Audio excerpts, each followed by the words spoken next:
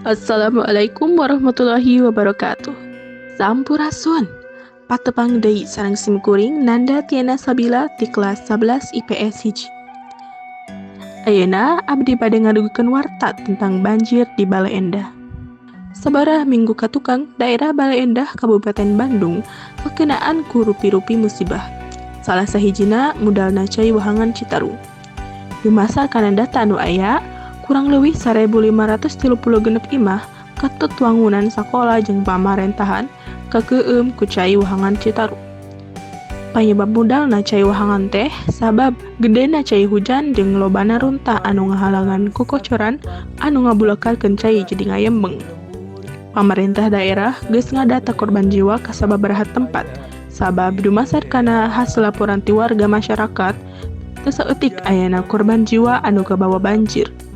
Masyarakat Kota Bandung ngarasa prihatin ku ayana musibah eta. Masyarakat oge ngayakeun tarekah ngumpulkeun warga keur sumbangkeun ka warga anu keunaan musibah eta.